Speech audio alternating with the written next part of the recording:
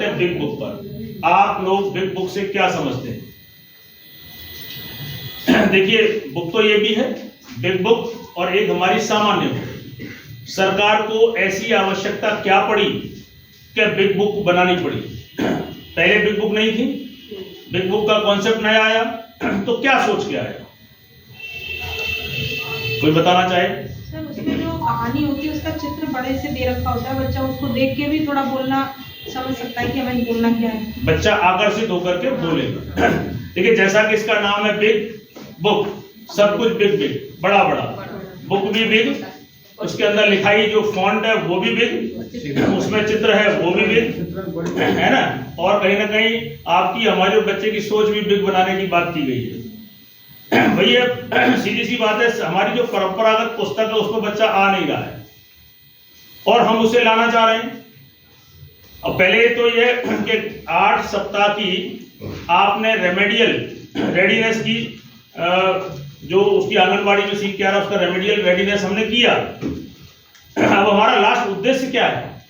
Last उद्देश्य तो यही है ना, खेलते खेलते खिलाते कैसे भी हम अपनी परंपरागत पुस्तक पर ले आए। लेकिन बच्चा नहीं आ रहा है, या सीधे सीधे ला रहे हैं तो कहीं ना कहीं वो परेशानी महसूस कर रहा है, या ड्रॉप आउट कर रहा है, या वो निराशापूर्ण किताब को छूने के लिए तैयार नहीं है। तो यहाँ कहीं ना कहीं बिग बुक का कॉन्सेप्ट लाया गया। बिग बुक मतलब सब कुछ बिग बिग, किताब बिग, उसमें फॉन्ट बिग, चित्र बिग, और उसमें पेज भी आपका मोटा दूसरी किताबों की तुलना में।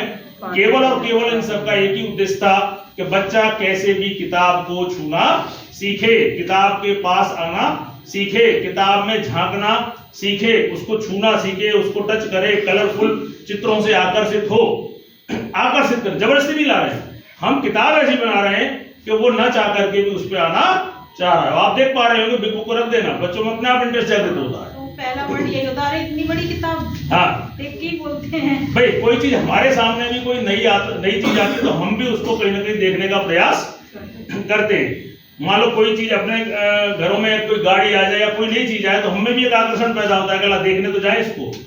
तो कहीं ना कहीं वो देखने जा रहा है, किताब को छू रहा है, टच कर रहा है, और कहीं ना कहीं वो बुक फ्रेंड होता जा रहा है, किताब का दोस्त होता जा रहा है। धीरे धीरे उसको चित्रों को दिखा करके, खिला करके, बुलवा करके उसको किताब तक हम ले आए। अब उस किताब से हमें अपनी परंपरागत किताब से धीरे धीरे लाना है। तो बिग बुक का मेन कॉन्सेप्ट यही है कि बच्चे को मौखिक भाषा, मौखिक दक्ष बनाने के बाद जो हमारी निराशापूर्ण या कठिन पाठ्यक्रम वाली किताबें हैं उस तक उस बच्चे को पहुंचाने का एक बीच का एक